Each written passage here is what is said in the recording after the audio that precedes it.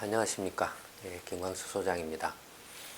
2015년 새해 첫 해 동영상 촬영을 시작을 합니다.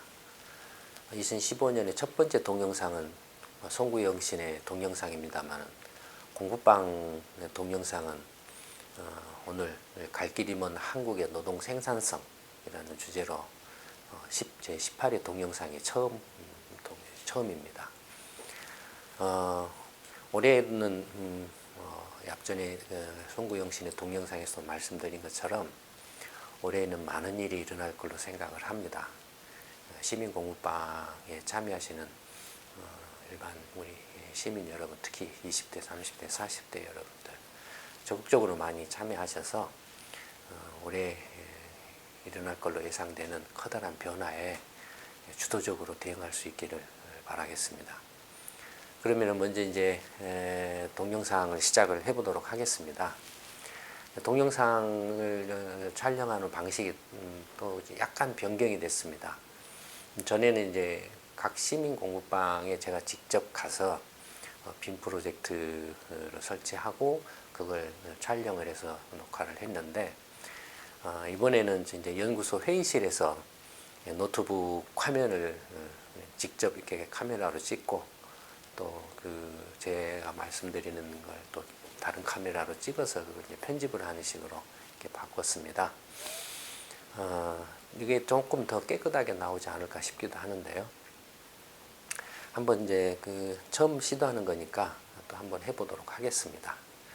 한번 갈 길이 먼 한국의 노동 생산성은 경제 시평을 구독하시는 분들은 이미 작년에 11월 달인가 12월 달쯤에 경제 단신에서 소개를 한 내용입니다. 내용을 보면 이제 한국을 비롯해서 주요 선진국들의 노동 생산성을 비교를 했습니다. 노동 생산성이라고 하면 흔히 단순하게 생각하시면 되는데요. 투입 대비 산출, 내가 얼마를 투자를 했는데 얼마를 얻었느냐, 이게 생산성입니다. 그러니까 투자로 치면 투자 수익률에 해당하죠. 주식 투자를 했을 때 내가 10,000원을 투자를 했는데 12,000원을 벌었다라고 하면은 투자 수익률이 20%죠. 마찬가지로 노동 생산성 역시 내가 100을 투입을 했는데 120을 얻었다, 생산을 해냈다 라고 하면은 노동 생산성이 120%가 되는 거죠.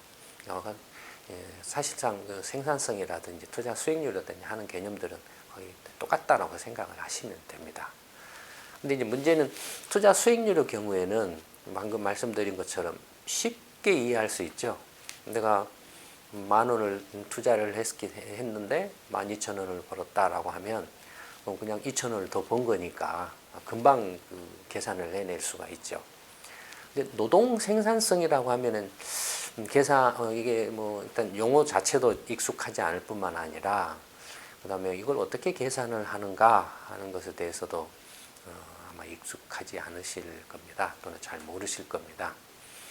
약간 노동 생산성은 이제 약간 조금 이렇게 복잡하다라고 이렇게 보시면 되는데, 근데 이제 한 사람 한 사람의 노동 생산성을 일일이 이렇게 조사를 할 수는 없죠.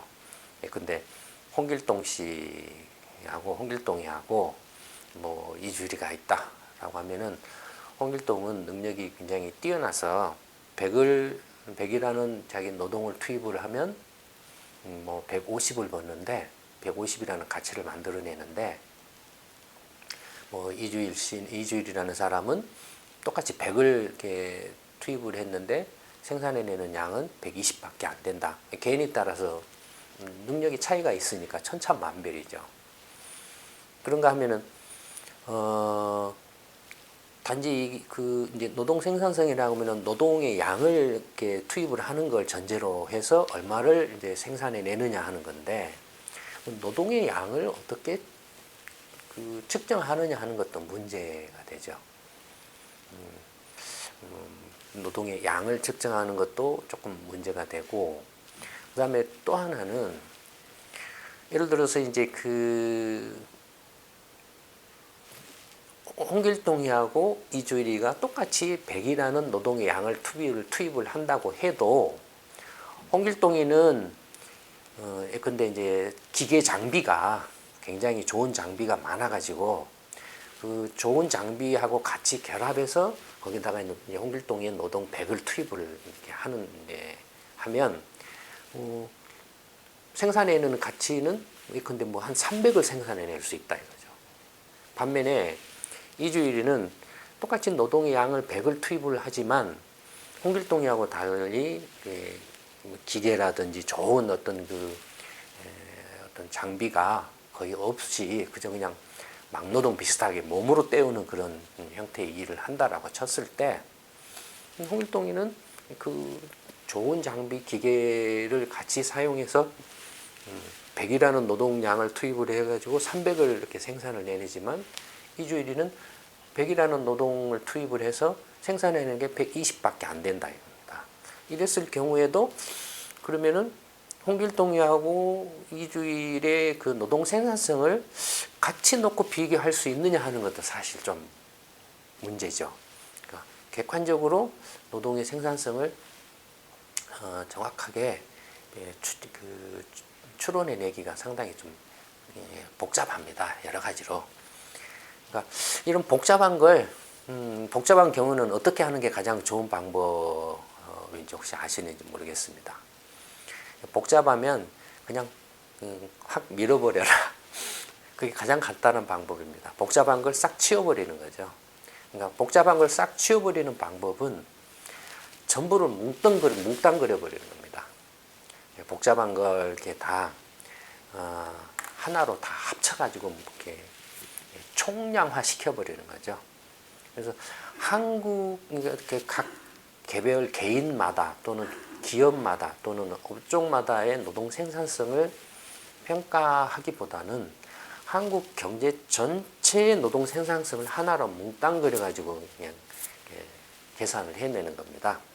그게 무슨 말이냐라고 생각하실지 모르지만 한국 경제 전체로 보면은 그 총 부가가치 생산량은 통계가 있죠. 그게 뭡니까? 한국 경제가 1년 동안에 생산해낸 총 부가가치의 생산량은 뭡니까? 그게 GDP죠. 그러니까 GDP가 전체 총 부가가치의 생산량입니다. 그러면은 그 GDP가 이제 투자 수익으로 치면은 내가 100을 투자했을 때 120을 벌었다. 그러니까 120에 해당하는 게 GDP죠. 그러니까 120에 해당하는 GDP는 이미 이제 통계로 이렇게 잡혀 있으니까 그러면 필요한 것은 노동 생산성을 계산하는데 필요한 것은 한국 경제 전체로 얼마만큼의 노동을 투입을 했느냐 하는 것만이 이제 필요하죠. 그러니까 내가 100을 투자해서 120을 벌었다고 했을 때 이 투자한 100에 해당하는 것만을 찾아내면 한국 경제 전체의 노동 생산성을 계산해낼 수가 있죠. 그래서 이제 그 작업을 한번 이제 간단하게 설명을 한 겁니다. 노동 생산성을 계산해내는 방법을 간단하게 설명을 하고 그 방식에 따라서 미국, 뭐 일본, 독일, 프랑스, 한국, 뭐 이런 나라, 중국 이런 나라들의 노동 생산성을 이제 비교를 해본 거죠. 한번 이제 그 내용을 구체적으로 살펴보도록 하겠습니다.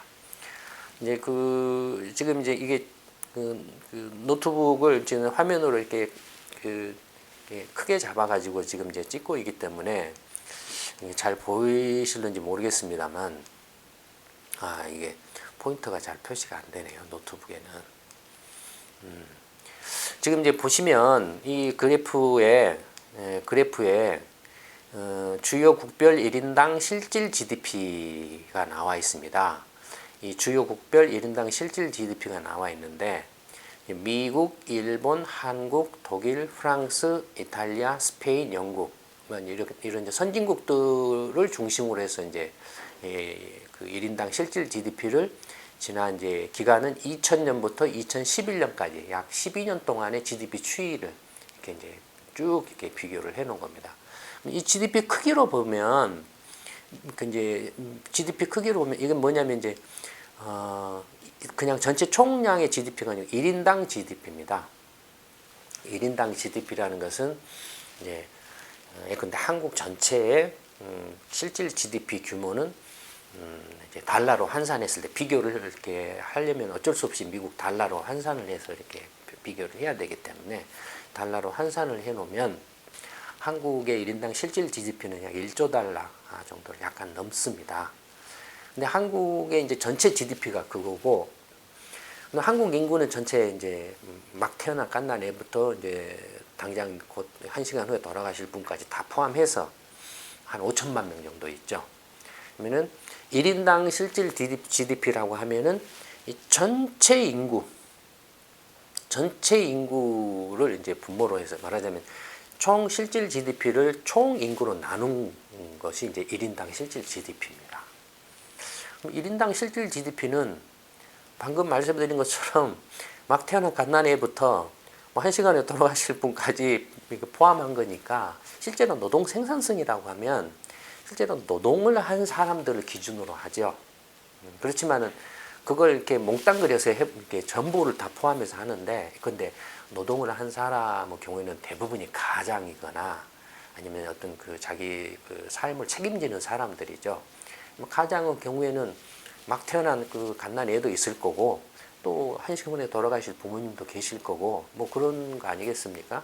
그런 것들이 다 이렇게 이제 그 합쳐져서 어떤 뭐 이렇게 가장으로서 어떤 노동 행위를 하는 거니까, 결국에는 그 가족 전체가 이 노동을 떠받친다라고 생각을 하시면 전체 인구를 다 이렇게 몽땅거려 가지고 1인당 실질 GDP를 계산하는 것도 노동 생산성을 이렇게 평가하는 기준이 될 수가 있죠.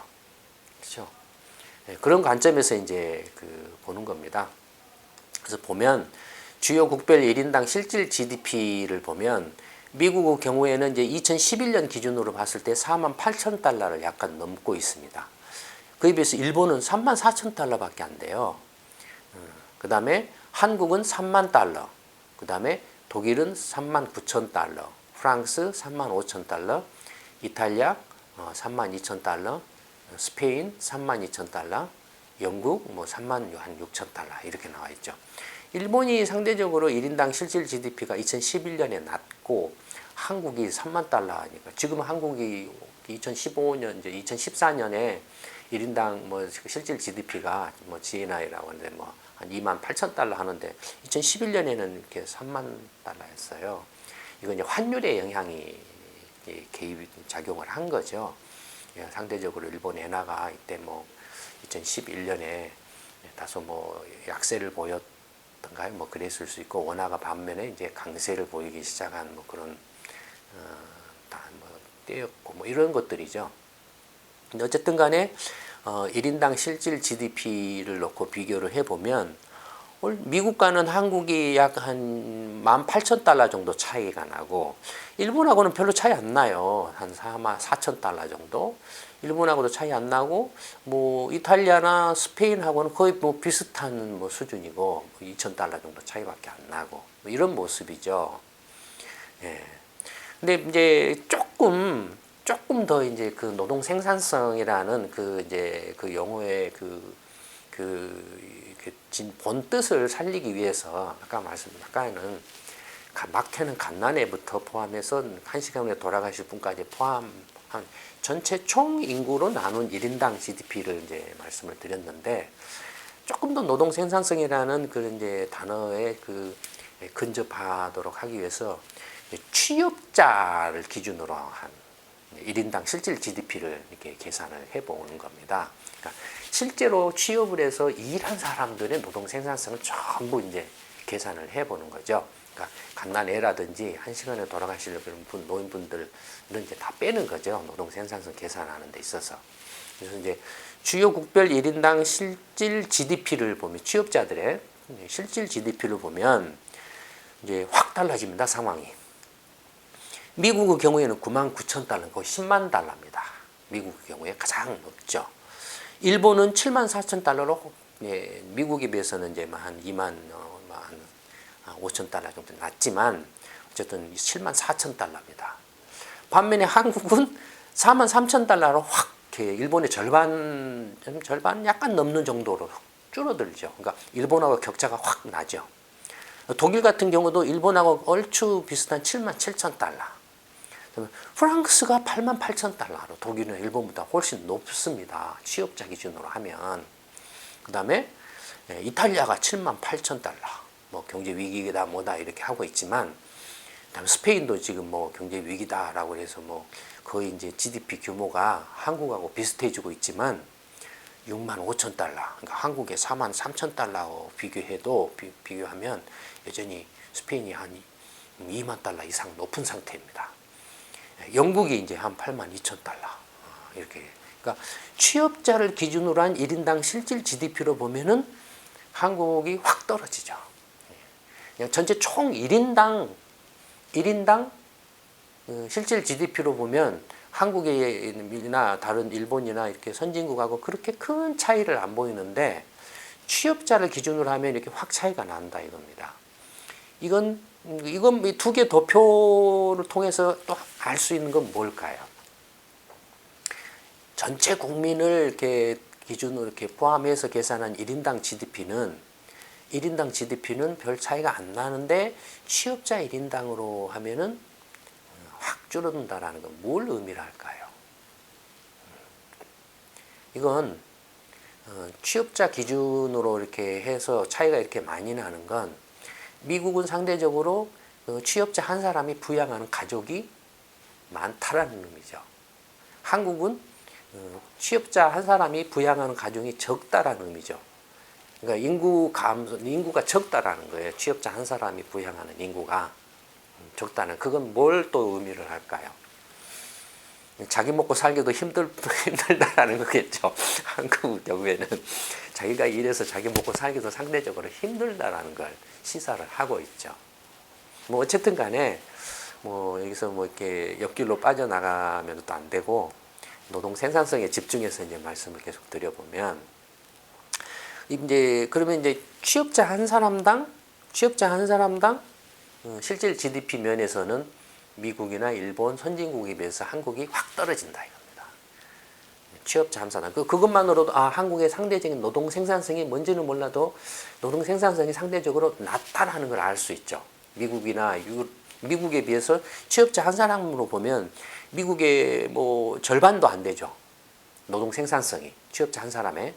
일본에 비해서는 한 2.5배, 2.5배를 할까요? 한 60%나 이 정도 될까요? 70% 정도 될까요? 이런 정도 밖에 안 되죠. 그러니까 한국의 그 취업자 1인당 실질 GDP로 봤을 때 노동 생산성이 상대적으로 확 떨어진다는 걸 알 수 있습니다.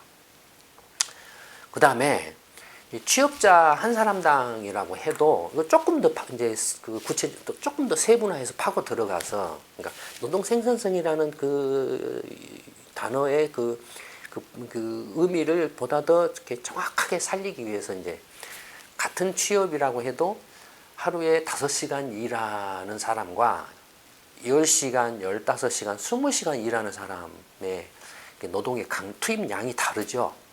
그래서 지금 이제 그걸 이렇게 조금 더 구별을 해내는 겁니다. 그래서 어떻게 하냐면, 취업자 한 사람당 노동 시간인, 하루에 이렇게 예를 들어서 1년으로 치면은 1년에 몇 시간 노동을 하느냐, 그 노동 시간을 한번 따져보는 겁니다.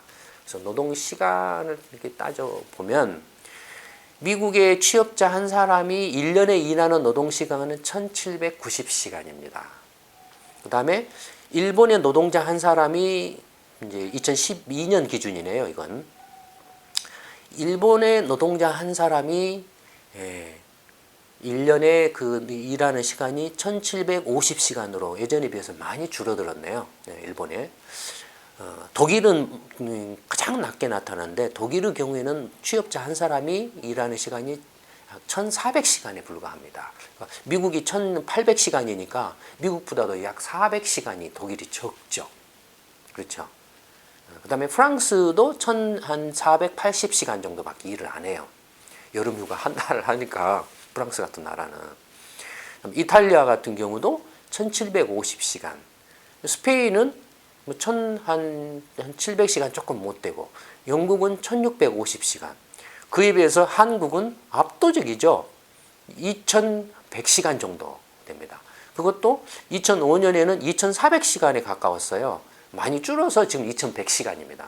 근데 2100시간이면 미국보다도 300시간이 더 많아요. 근로 취업자 한 사람이 1년에 일하는 시간이 300시간이 더 많아요.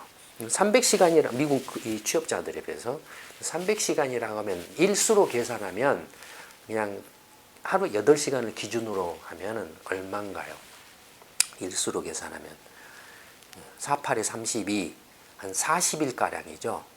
근데 한 달에 뭐 이제 이틀 쉬니까 토요일, 일요일 이틀 쉬니까 한 달에 20일 일한다라고 하면은 한국의 취업자가 미국 취업자들에 비해서 1년에 2달 정도를 더 일을 하고 있다는 거죠. 미국에 비해서. 독일에 비해서는 어떨까요? 한 3달 이상 차이 날 것 같죠. 독일이나 프랑스에 비해서는. 그러니까 한국의 취업자 한 사람당 독일이나 프랑스 취업자들에 비해서 1년에 3달 정도는 더 일을 한다 이거예요.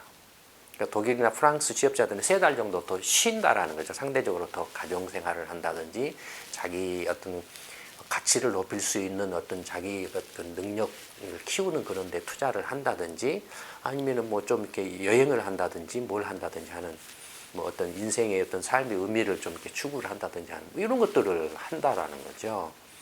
그러니까 사람이 그냥 일하려고 태어났느냐 그런 겁니까? 그런 건 아니죠. 일하는 건 어디까지나 수단에 불과하죠. 사람이 태어난 궁극적인 목적은 뭡니까? 정말로 그 자기가 태어나서 자기 인생의 어떤 어떤 그 의미나 가치, 어떤 보람 이런 것들을 실현하려고 태어난 거죠. 그게 목적이죠. 자기가 하고자 하는, 자기가 살고자 하는 어떤 삶을 사는 게 목적이죠. 자기가 살고자 하는 삶을 살기 위해서 필요한 어떤 그 금전적인 어떤 수입을 얻기 위해서 일을 하는 거죠. 일을 하기 위해서 태어난 게 아니죠. 일을 하기 위해서 태어나면 그건 일개미나 다를 바가 뭐가 있습니까? 그렇죠? 그런 점에서 보면 한국의 경우에는 여전히 지금 선진국들에 비해서 압도적으로 지금 과다 노동을 하고 있는 거죠. 이렇게 일을 굉장히 많이 하고 있는데 앞에서 본 것처럼 어떻습니까? 취업자 한 사람당 실질 GDP는 미국이나 일본, 유럽, 독일, 프랑스 이런 나라에 비해서 훨씬 낮죠. 1년에 일하는 시간은 엄청 많은데 일하는 시간은 이렇게 엄청 많은데 거기에서 생산해내는 1인당 실질 GDP는 부가가치는 또 굉장히 낮다 이거예요. 벌써 이것만 봐도 한국의 노동 생산성이 미국이나 선진국에 비해서 굉장히 낮다라는 걸 벌써 직감할 수 있죠. 이것만 봐도. 조금 더 이제 파고 들어가 보면 이제 위에서 이제 노동 시간을 기준으로 했는데 이제 노동 일수를 기준으로 이렇게 환원을 했습니다. 시간을. 하루 8시간 노동을 기준으로 해서 일수로 계산을 전부 환원을 한 겁니다. 그러면은 미국의 노동자는 1년에 223일을 365일 중에 223일을 일을 합니다. 그러면은 대략 한 140일 정도를 이제 쉰다라는 거죠. 미국 노동자는. 일본 노동자는 역시 한 220일 정도를 이렇게 일을 하죠. 그 다음에 독일 노동자는 180일도 안 됩니다. 일하는 그 일수가. 프랑스 노동자는 185일. 그러니까 독일하고 프랑스 노동자 일하는 시간이나 일수가 거의 비슷해요. 이탈리아는 220일로 미국하고 거의 비슷합니다. 스페인도 한 210일 정도, 영국은 한 200일 정도. 반면에 한국은 260일을 넘고 있습니다. 그것도 2005년에는 거의 290일을 넘었어요. 그러니까 지난 한 10년 가까이에 한 달 정도 줄었죠. 일하는 시간, 일수가 한국의 경우에. 그래도 미국에 비하면은 한 40일 이상, 노동 일수가 40일 이상, 미국이나 일본에 비하면은 총 40일 이상. 그러니까 그걸 이제 토요일, 일요일 휴일을 빼면은 2달 정도죠. 딱 이렇게. 40일이니까 2달 정도를 더 일한다라는 거죠. 독일이나 프랑스에 비하면은 얼마입니까? 80일이니까 4달을 더 일하는 셈이 되죠. 독일이나 프랑스에 비하면 4달을 더 일을 해요. 그러니까 굉장히 한국 사람들이 지금 굉장히 뭐라 할까요? 몸으로 때우면서 부가가치를 만들어내고 있다라는 걸 알 수가 있죠. 미국이나 독일, 프랑스, 일본 이런 선진국들에 비해서 한국 사람들의 어떤 그 한국 그 노동자들이 취업 일하는 시간도 많고 그 일하는 날수도 많다 이거예요. 그러니까 몸으로 때워서 반면에 그로부터 생산해내는 부가가치는 굉장히 낮다 이겁니다. 그러면 이제 이제 노동 생산성을 이제 계산하는 데 조금 더 근접해 가는데 가고 있는데, 그러면 이제 아까 앞에서는 이제 취업자 한 사람당 실질 GDP를 계산했죠. 예, 취업자 한 사람당. 근데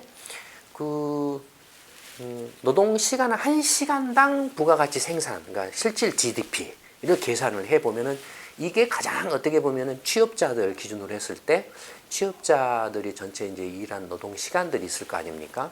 그러니까 어떻게 이제 그 노동 시간을 어떻게 계산하냐면 전체 취업자 수, 한국의 전체 취업자 수들이 예를 들어서 2,500만 명이 있어요. 그러면은 한 사람이 1년에 일하는 시간이 앞에서 보셨던 것처럼 2,100시간을 일을 해요. 그러면 전체 총 한국 경제 전체로 전체 취업자들이 1년에 일한 노동 시간이 나오겠죠. 어떻게? 2,100시간 곱하기 전체 취업자 수를 곱하면 되죠. 취업자 수가 예를 들어서 2,500만 명이다 하면 2,500만 명 곱하기 한 사람당 2,100시간을 1년에 일하니까 2,100시간을 계산하면은 한국의 전체 취업자가 1년에 일한 전체 총 노동 시간이 나오죠. 그렇죠. 그 총 노동 시간을 그러니까 이제 전체 그 GDP를 실질 GDP를 총 노동 시간으로 나누면 노동 시간 노동 시간 한 시간당 실질 GDP를 계산해낼 수가 있죠. 그러니까 그런 식으로 해서 이제 미국이나 일본에 대해서도 똑같이 다른 어떤 선진국에서도 똑같이 계산을 하는 겁니다. 그래서 노동 시간당 실질 GDP를 이제 계산해 보면 미국은 이렇게 이제 그 노동자 한 사람이 1시간 일을 했을 때 얻는 부가가치가 얼마냐면은 60달러예요. 60달러를 넘습니다. 근데 일본의 경우에는 40달러입니다. 한국에는 27달러로 훅 줄어들죠. 반면에 독일은 55달러, 프랑스는 58달러, 그다음에 이탈리아는 44달러, 스페인 48달러, 영국 47달러. 그러니까 한국만이 지금 일본도 40달러를 못 넘고 있죠. 선진국 가운데서 일본이 노동 생산성이 좀 상대적으로 낮죠. 그런 일본보다도 한국은 지금 훨씬 더 낮죠. 27달러 하면은 한국 원화로 계산하면 뭐 한 27,000원, 1시간 일해서 27,000원 내지 한 3만 원은 채 안 되는 돈을 번다 이거예요. 반면에 미국의 이제 이렇게 노동자가 1시간 일했을 때 버는 돈은 6만 원 이상을 번다 이겁니다. 6만 원 이상. 일본 노동자는 4만 원 정도를 번다라는 거죠. 1달러에 1,000원을 기준으로 했을 때 만약에 지금 현재 환율인 1,100원을 기준으로 하면은 한국 노동자는 1시간 일을 해서 한 3만 원 정도를 버는데 미국 노동자는 6만 6천 원 정도를 벌죠. 일본 노동자는 4만 4천 원, 독일이나 프랑스 노동자는 6만 원 이상. 그러니까 거의 배 이상을 한국 노동자에 비해서 배 이상의 돈을 번다라는 겁니다. 이탈리아라든지 스페인, 뭐 영국도 마찬가지고요. 그래서 이제 이렇게 1시간당 노동 시간당 실질 GDP를 기준으로 해서 이렇게 노동 생산성을 계산을 해낸 겁니다. 이걸 이제 지수화하기 위해서 미국을 기준으로 하는 거예요. 그래서 상대적으로 비교를 하기 위해서 미국을 100이라고 치는 거예요. 그러니까 미국이 이제 미국의 노동자 한 사람이 1시간 일했을 때 이제 60달러를 버는데 이 60달러를 100으로 환산을 해놓고 나머지 나라들 똑같이 이제 비교를 해본 겁니다. 그러면은 이제 그게 이제 노동 생산성이 되지, 노동 시간당 생산성이 되는 거죠. 미국을 100이라고 치면, 미국의 노동 생산성을 100이라고 치면 일본은 64밖에 안 돼요. 그다음에 근데 독일이나 독일은 90입니다. 미국보다 약간 10 정도 작죠. 그다음에 프랑스는 94예요. 이탈리아는 73입니다. 스페인은 78입니다. 영국은 77입니다. 그에 비해서 한국은 어떻습니까? 43에 불과합니다. 현격하게 낮죠. 그러니까 미국의 절반도 안 되는 노동 생산성을 갖고 있다 이겁니다. 한국이.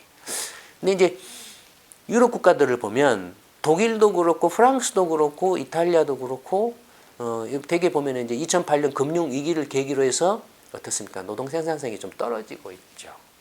경제가 어려워지고 있는 걸 반영을 하고 있죠. 반면에 이제 뭐 한국 같은 경우는 뭐 노동 생산성이 약간 늘어나다가 좀 정체하는 그런 모습을 보이고 있는데 어쨌든 간에 한국이 근데 GDP가 28,000달러다, 30,000달러다, 아니면 무슨 4,745, 40,000달러다. 이게 다 꽝이라는 거죠. 꽝이라는 거죠. 이게 진짜입니다, 사실은. 이게 실제 한국 경제의 실제 실력을 보여주는 겁니다. 한국이 선진국이냐 아니냐의 어떤 기준이 되는 것이기도 하죠, 이게. 양적으로 예를 들어서 한국의 GDP가 뭐 1조 달러를 넘고 1조 달러라고 쳤을 때 만약에 인구가 줄어든다면 어떻습니까? 1인당 GDP는 커지죠. 인구가 멈추거나 또 어떻습니까? 만약에 재벌 대기업이나 일부 소수의 상위 뭐 한 1%나 5%가 왕창 가지고 있고 나머지 95%나 99%는 빈털터리로 있다라고 쳐도 평균을 치면은 4만 달러, 뭐 3만 달러다 이거예요. 28,000달러 평균으로 치면. 이게 평균이 오르죠. 그러니까 그 소득이 가장 소득이 하나도 없는 사람, 소득이 조금 있는 사람, 약간 있는 사람, 그래가지고 점점 소득이 제일로 많은 사람으로 이렇게 쭉 이렇게 놓고 봤을 때 표시를 해보면 이게 소득의 크기예요. 한국을 그래프로 그려보면 이렇게 되다가 이렇게 팍 튀어버리겠죠. 맨 끝에서 팍 튀어버리겠죠. 반면에 미국 같은 경우는 어떤 모양입니까? 이렇게 중산층이 두텁기 때문에 미국은 그 소득이 없는 사람 비중이 상대적으로 적고 그래서 이렇게 쭉 한국은 이렇게 바닥을 기다가 이렇게 끝에서 튀는데 미국은 이렇게 훅 뛰었다가 여기서 이렇게 튀는 모습을 보이겠죠. 일본 같은 경우도 이렇게 일본은 또 중산층이 이렇게 두텁기 때문에 이렇게 올랐다가 약간 튀어요. 일본은 이렇게 돈 많은 사람의 비중이 상대적으로 높지가 않아요.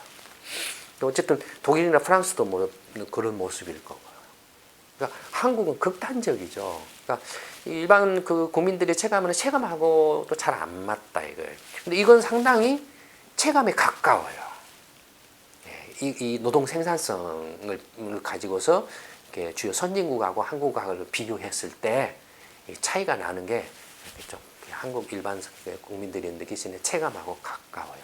이게 지금 한국 경제의 진짜 실력입니다. 이게. 그러니까 GDP가 뭐 어떻고 성장률이 어떻고 이런 것은 그렇게 믿을 만한 게 못 됩니다. 그 다음에 또 하나 있는데 뭐냐면 아까 처음에 서두에서 말씀드렸던 것처럼 노동 생산성이라고 하는 것은 지금 앞에서 보셨던 단순히 이제 노동 시간 그다음에 노동자 그 취업자 수하고 노동 시간을 기준으로 계산을 한 거죠. 노동 시간을 기준으로 해서. 근데 미국 같은 경우는 예를 들어서 그 첨단 장비나 시설들을 많이 갖추고서 기업이 생산을 내기도 한다 이거예요. 일본이나 독일, 뭐 프랑스 이런 선진국들도 마찬가지로 그런 그 첨단 장비나 어떤 기계들을 가지고 일을 하죠. 그렇기 때문에 굉장히 노동 생산성이 높게 나타날 수 있죠. 반면에 한국은 그냥 뭐 이렇게 몸으로 때우는 일을 많이 한다든지 아니면 그런 첨단 장비나 기기가 상대적으로 좀 부족하다든지 아니면은 좀 이렇게 떨어져서 생산성이 더 낮을 수가 있죠. 그렇죠? 그래서 그런 부분을 제외 이렇게 하면은 어떻게 보면은 그런 부분도 이렇게 좀 구별해서 이렇게 하면은 노동 생산성을 좀 더 이렇게 정확하게 측정을 해낼 수가 있는데 아직 그것까지를 이렇게 정확하게 계산해내기는 어렵습니다.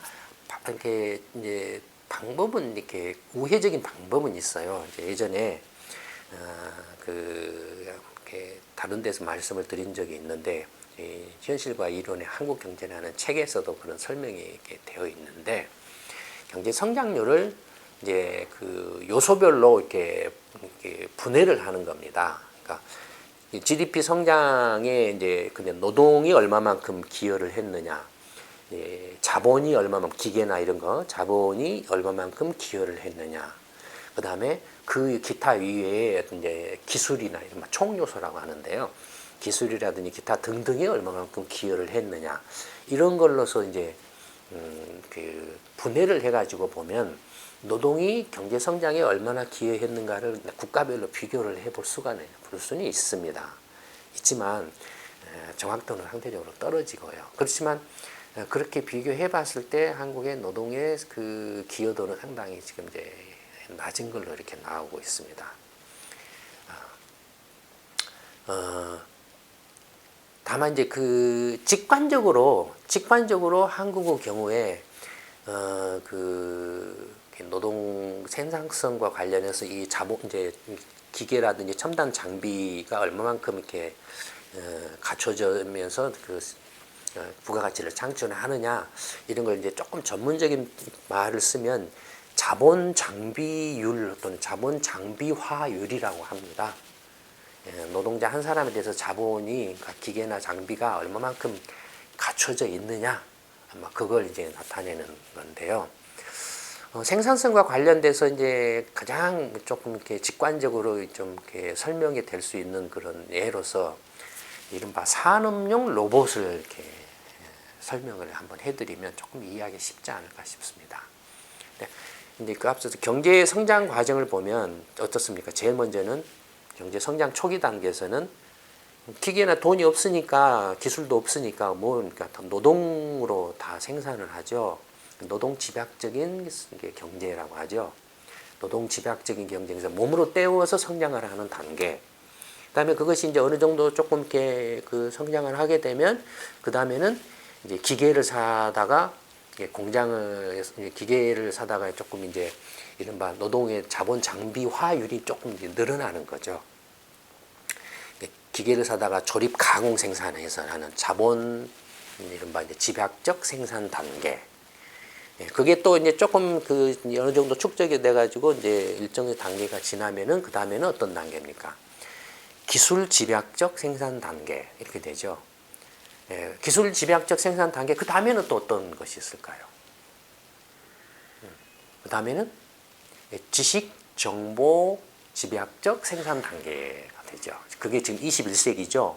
지난 2000년부터 정보통신혁명을 기반으로 해서 새로운 제2, 제3의 산업혁명이라고 할까요? 어떤 산업혁명이라고 좀 이렇게 좀 범위가 좁은데 어떤 지식정보혁명, 그러니까 지식정보 집약적 경제 이렇게 이제 진화를 해가죠.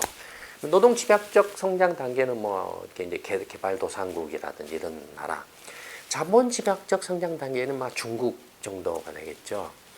그다음에 기술 집약적 성장 단계는 지금 한국이 자본에서 기술로 넘어가는 그런 이제 단계에 있고, 그다음에 이제 기술 집약적 물론 이게 딱 끊어지는 건 아닙니다. 여전히 한국 경제를 보더라도 그 노동 집약적인 그 부분이 있고 자본 집약적인 또 이렇게 생산 부분이 있고 기술 집약적인 생산 부분이 있고 이렇게 혼재되어 있거든요. 다만 그 비중이 뭐 노동 집약적인 생산 부분이 낮고 자본 집약적, 다음에 기술 집약적, 그다음에 지식 정보 이런 모양이죠. 반면에 미국 같은 경우는 어떨까요? 노동 집약적인 단계는 굉장히 적고 한국이 높다 이 정도라고 하면은 미국은 이 정도로 낮고 자본 집약적 또 이렇게 뭐 미국은 또 자본 집약적인 부분도 크죠. 이렇게 뛰고 한국은 자본 집약적인 높고 기술 집약적 뭐 이렇게 된다면 미국은 기술 집약적 정보 이렇게 푹 뛰어가죠. 그러니까 분포가 다르죠. 분포가 다르죠. 그런 관점에서 보면 한국은 지금 이제 대체로 자본 집약적에서 기술 집약적으로 이렇게 넘어가는 그런 단계에 있고, 일본이나 미국이나 독일 같은 나라는 뭐 프랑스나 이런 선진국들의 경우에는 물론 자본 집약적인 부분도 있지만 방금 말씀드렸던 것처럼 기술 집약적 경제로 넘어와 있죠. 넘어와 있으면서 지금 지식정보 집약적 단계로 가고 있죠. 미국이나 이런 선진국들이. 한국은 아직 지식정보 집약적 단계의 문턱에도 지금 못 가 있습니다. 모든 특허라든지 예를 들어 그걸 알 수 있는 특허 같은 것들 물론 IT 쪽은 약간 지금 막 한국이 이제 특허 신청 수가 늘어나고는 있지만 아직도 절대적으로 취약하죠. 그 외에는 전부 지금 이렇게 지식 정보 면에 있어서는 근데 뭐 노벨상 같은 것만 봐도 알 수 있지 않습니까? 아직까지는 한국이 그런 면에서 상당히 격차를 보이고 있습니다. 어쨌든 간에 노동 생산성과 관련해서 자본 장비화율, 자본 기계나 어떤 첨단 장비나 기술이나 지식이 얼마만큼 노동자 한 사람의 부가가치를 올리는데 갖춰져 있는가를 가늠할 수 있는 하나의 그 참고 그 지표로 산업용 로봇을 들 수 있다 이겁니다. 산업용 로봇을.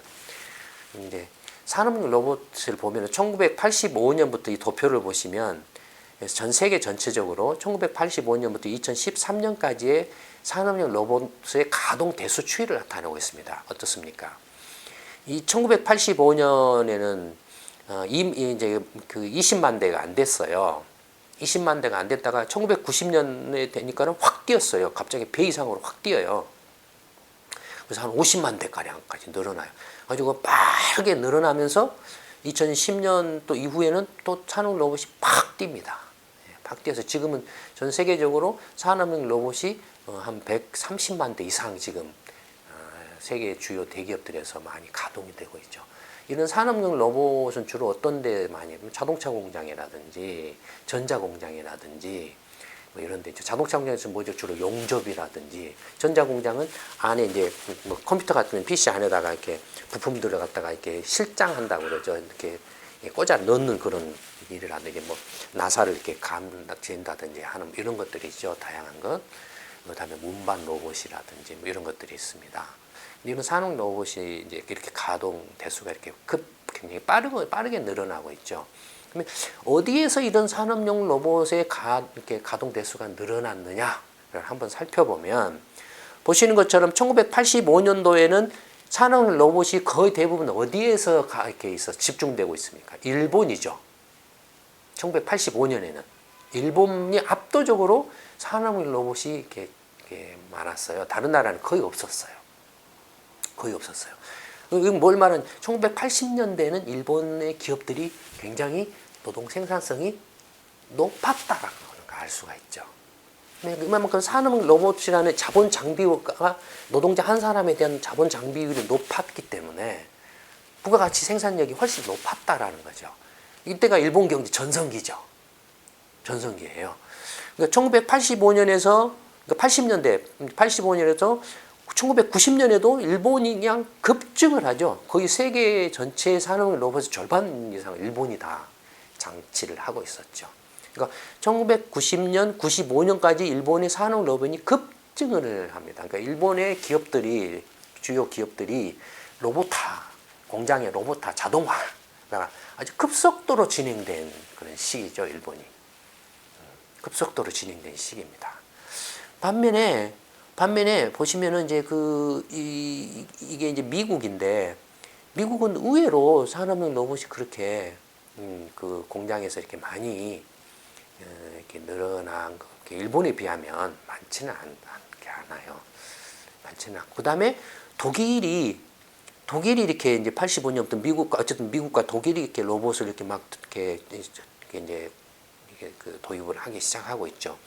근데 한국은 언제부터입니까? 보시면은 이제 90년부터 이제 시작을 하고 있지만 실제는 95년이죠. 그러니까 미국이나 독일이 85년, 90년대부터 이제 로봇을 도입을 하기 시작하는데 한국은 95년부터 그러니까 미국이나 독일에 비해서는 5년에서 10년 늦게 이제 공장에 산업용 로봇들이 들어오기 시작하죠. 이때 이제 뭡니까? 한국의 자동차 공장들이 막 늘어나고 과잉 투자, 철강 회사라든지 또는 이때 이제 전자회사, 반도체 회사, 삼성전자 이렇게 이때가 막 컸잖아요. 그러니까 이때 이제부터 이렇게 이른바 산업용 로봇, 그러니까 이때 한국 경제가 자본 집약적 성장을 한 시기입니다. 그러니까 산업용 로봇이 대표적인 자본재죠. 자본 집약적 성장을 하던 시기예요. 이때부터 한국이 어떻습니까? 산업 로봇이 급속도로 이렇게 들어오죠. 들어오면서 이렇게 2005년, 2010년 계속 늘어나고 있죠. 그러니까 한국 기업들의 특히 대기업들의 자동화가 굉장히 빠른 속도로 진행이 되어 왔다는 걸 알 수가 있죠. 그러니까 자동화가 이렇게 빠르게 진행되다 보니까 어떻습니까? 그럼 당연히 이제 일자리 문제도 생겨나겠죠. 여러 가지로 뭐 노동을 갖다가 이런 로봇으로 이제 대체를 하는 그런 것들이 진행이 되는 거죠. 이건 이제 그러니까 지금 반면에 이제 일본 같은 경우는 95년을 기점으로 해서 이제 멈추다가 이렇게 오히려 확 줄어들고 있죠. 이건 뭐를 말합니까? 일본 경제의 경쟁력이 하락하고 있는 걸 반영을 하고 있다라고도 볼 수 있죠. 뭐 IT 쪽 관련해서 전자라든지 이런 쪽에서 많이 지금 일본 기업들이 문을 닫았잖아요. 뭐 통폐합을 당하든지 뭐 이렇게 했잖아요. 뭐 텔레비전이라든지 뭐 LCD라든지 반도체라든지 이런 것들 많이 지금 문을 닫았는데 그걸 지금 반영을 하고 있죠. 그래서 일본은 상대적으로 줄어든 겁니다. 그래서 미국이나 일본, 한국에 비해서 이렇게 일본과의 이제 자동화율이 이렇게 산업 로봇의 가동 대수가 격차가 많이 줄어들었죠. 이 95년까지만 해도 격차가 굉장히 컸는데 많이 줄어들었죠. 그렇죠? 반면에 그 다음을 쫓아오는 데가 누굽니까? 중국이죠. 중국이 이제 2005년부터 급속도로 이제 자본화, 예전에는 뭐 단순 조립, 그러니까 그야말로 노동 집약적 어떤 성장을 섬유 산업이나 이런 건 자동화가 어려워요. 의류 디자인 같은 거 이런 것들은 자동화가 어려워요. 그래서 그런 봉제라든지 이런 것들은 다 사람 손으로 이렇게 하는 것들이 대부분이에요. 그러니까 처음에는 그런 걸로 이렇게 성장을 했다가 2005년부터 중국 기업들의 자동화가 그러니까 산업 로봇이 이제 급속도로 증가하면서 거의 쫓아왔죠 지금.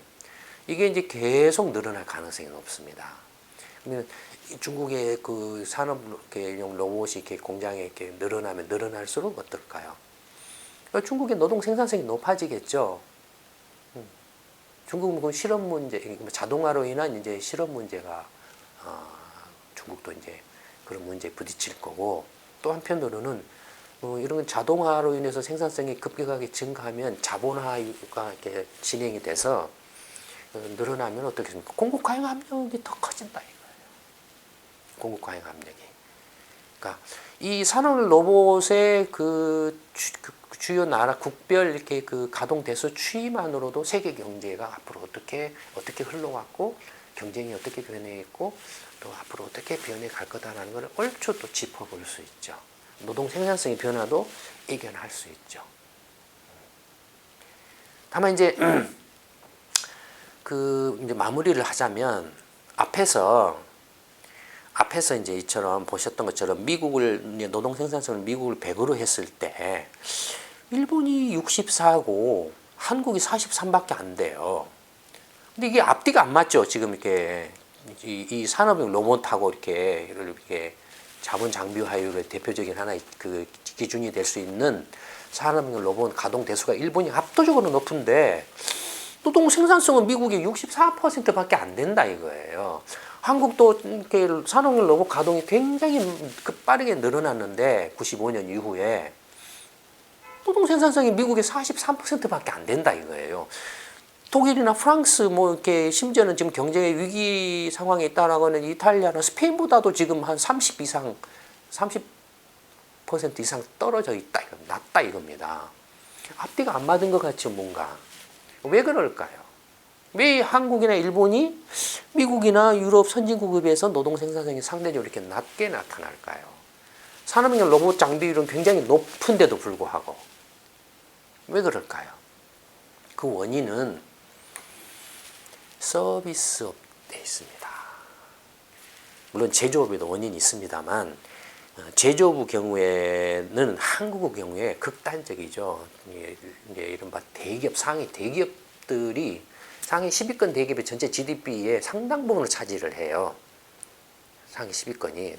그러니까 한국은 극단적인 양극화를 가지고 있습니다. 산업 구조가 일부 대기업에 편중되어 있는 그런 양극화 구조를 가지고 있어요.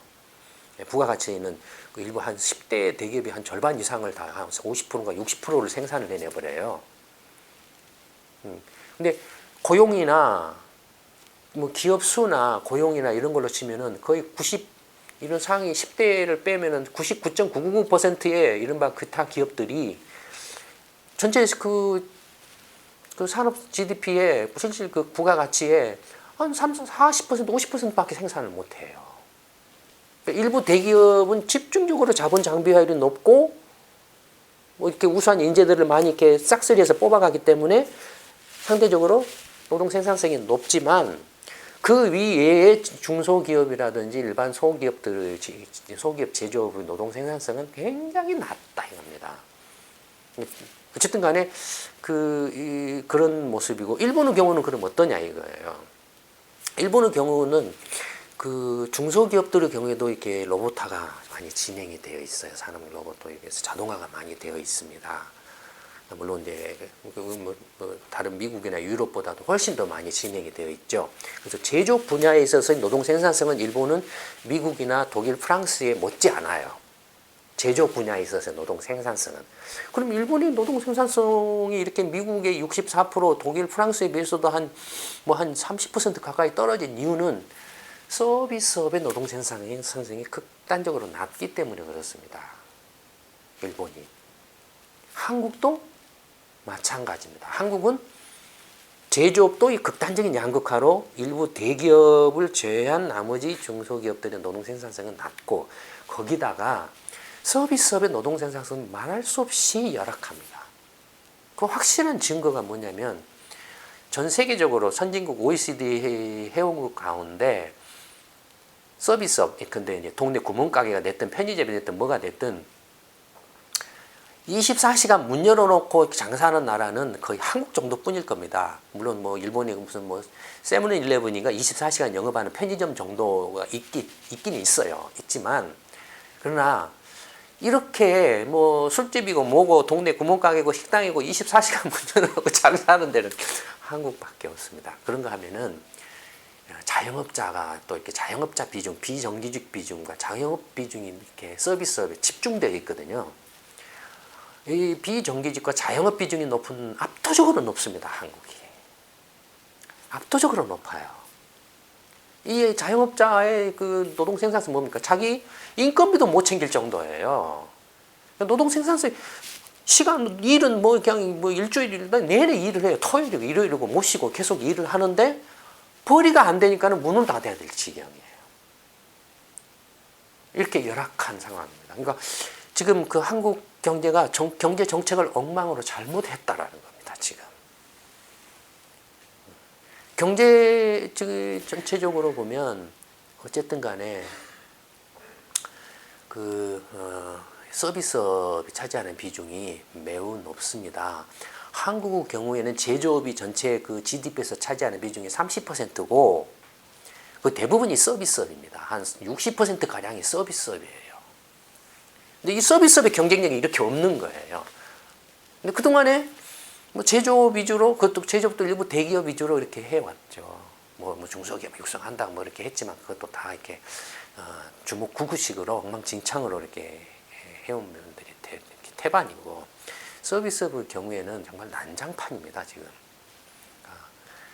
서비스업의 개선이 없는 한은, 생산성이 향상이 없는 한은 한국 경제가 선진국 경제라고 할 수가 없습니다. 그 다음에 일반 국민들이 이거 3만 달러네? 그건 정말로 웃기는 소리입니다. 평균이 오류예요. 실제 대다수 사람들은 뭐 10,000달러, 15,000달러 뭐 이 정도, 뭐 2만 달러 이 정도예요. 그러니까 뭐 1년 연봉으로 연 수입으로 치면은 1,000만 원, 1,500만 원, 2,000만 원. 국세청의 그 소득 신고 기준으로 평균 소득이 2,800만 원이에요. 그게 현실이에요. 그게 2,800만 원이면 얼마입니까? 평균 그게 이제 평균 가계 소득이나 마찬가지라고 볼 수가 있는데, 그게 한 뭐 2만 원, 한 5, 6천 달러 그 정도 되죠. 그 정도입니다. 그러니까 어쨌든 한국의 일본도 마찬가지로 서비스업의 경쟁력. 미국의 서비스업이 얼마만큼 경쟁력이 있는가를 알 수 있는 예를 하나 제가 들어드릴까요? 예를 들어서 동네 치킨집을 한번 생각을 해보십시오. 이런 치킨집은 어떻습니까? 노동집약적이죠. 가정노동이죠. 자영업이잖아요. 근데 이런 치킨 사업도 미국 기업은 글로벌하게 해버려요. 어디가 있습니까? 켄터키 프라이드 치킨 있죠. KFC 있죠. 그런가 하면은 여러분 또 생각을 해보세요. 아이스크림도 글로벌하게 해버려요, 미국은. 뭡니까? 베스트 라빈스인가 뭐 있잖아요. 그 다음에 커피, 스타벅스. 이거 다 서비스업이잖아요. 얼마나 생산성 있게 사업 전개를 합니까? 미국의 서비스하면 경쟁력이 어마어마합니다. 그런가 하면은 꼭 서비스업만 그런가요? 예를 들어서 여러분들 이제 PC 산업의 경쟁력은 지금 이제 어떻게 됐나요? 제일 처음에 한국이 이제 80년대, 90년대 PC 조립 생산해가지고 그때 많은 PC 제조 회사들이 생겨났죠. 뭐 삼벽 컴퓨터 안에 예전에 펜텍도 있었고, 막 한주도 있었고, 뭣도 있었고 많이 있었죠. 근데 어땠습니까? 지금 다 망해버렸죠. 뭐 삼성전자, LG도 다 PC 생산하고 그랬죠. 다 망해버렸죠. 다 없어져 버렸죠. PC. 왜? 경쟁력이 안 되니까. 누구한테? 이제 중국이나 이런 그 데서 생산하는 그 PC 인건비나 경쟁이 안 되니까. 한국이 생산할 때는 그 전에는 누가 그 경쟁력이 있었어요? 일본이나 이렇게 미국이 생산했죠. 근데 한국이 생산하니까 한국한테 밀려가지고 일본이 이제 포기를 했죠. 그 다음에 한국은 중국이 막 생산해내니까 다 포기를 해버렸죠. 경쟁이 안 된다 이거예요. 그런데 여러분, 지금 PC 그 생산업체 중에서 세계 1위, 2위를 차지하고 있는데 어디인 줄 아세요? 예, 아시죠? 어디입니까? 미국의 델과 HP죠. 휴렛 패커드죠. 이제 올해인가 중국의 레노버가 지금 1위로 올라왔죠. 올해인가. 한국이나 일본에서는 경쟁력이 없다라고 이미 이제 다 포기를 하고 문 닫아버린 PC 제조 제조 생산업 같은 경우도 미국 기업들의 경우에는 세계 1, 2위의 제조회사 경쟁계로서 이렇게 사업을 하고 있다 이겁니다. 그러니까 이건 뭘 말합니까? 노동 생산성이라는 개념이 근본적으로 달라져야 된다라는 거예요. 부가가치를 생산하는 게 그냥 밑도 끝도 없이 그냥 몸으로 어떻게 막 이렇게 안 되면 되게 하라? 웃기는 소리입니다. 안 돼요. 안 됩니다. 경쟁력이라는 건, 노동 생산성이라는 건, 경쟁력의 근원은, 원천은 노동 생산성이거든요. 노동 생산성이라는 건 단순히 노동력뿐만 아니라 노동의 그 질적 수준, 가치, 그 다음에 자본 장비화, 그 다음에 기술, 그 다음에 지식 정보가 종합적으로 결합해서 노동 생산성이 이렇게 올라가는 겁니다. 노동 생산성이 올라가면 어떻게 되죠? 왜 노동 생산성이 중요한가요? 노동 생산성이 올라가면 월급이 올라가기 때문에 그렇습니다. 월급이 올라가요. 미국 노동자들 월급이 제일 높잖아요. 월급이 올라가는 겁니다. 그러니까 노동 생산성의 그 향상 없이 뭐 소득 증대, 성장력, 성장 이런 건 다 사기입니다. 그런 식의 정책을 이렇게 해야 되는데 그런 것을 하지 않고 밑도 끝도 없이 우리 올해 성장률, 내년 성장률 4%입니다. 때려 박는다 이거예요. 4% 빚내서 갔다가 강바닥 파 해치고 뭐다고 자원외교다 뭐다 이렇게 엉터리 사기질 치고 막 이렇게 하면은 숫자상으로는 올라가요. 숫자상으로는. 그러나 그 결과는 뭡니까?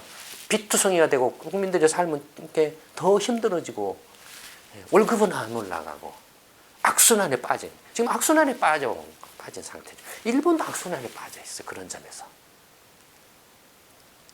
그러니까 노동 생산성이라는 것이 단순히 이렇게 무슨 이렇게 이념적이나 자본가 이런 신자유주의 이런 문제도 아니고 정말로 그 나라의 진짜 부가가치 증대, 경쟁력의 향상, 궁극적으로는 그런 경쟁력의 향상이 노동자의 월급 증가로 연결되는 그 근원이 원천이기 때문에 원천이라는 겁니다. 그러니까 그런 그 인식하에서 어떻게 하면은 노동 생산성을 올릴 수 있을 것인가를 전체적으로 종합적으로 방금 말씀드린 노동의 양적 양으로 때운다라는 그 경쟁을 할 수가 없어요. 중국이나 인도나 이런 나라한테 어떻게 양으로 이길 수가 있습니까? 불가능해요. 그러니까 질로 가야 돼요. 노동의 질을 어떻게 높일 거냐? 질을 높이는 방법에는 자본 장비화도 문제가 될 거고 필요할 거고 기술 개발도 필요할 거고 또 기술이라는 게 무슨 기계의 기술이 있습니까? 사람한테 기술이 있는 거예요. 그 다음에 지식 정보 역시 마찬가지죠. 기술이 그냥 하늘에서 뚝 떨어져 땅에서 나오는 게 아니거든요.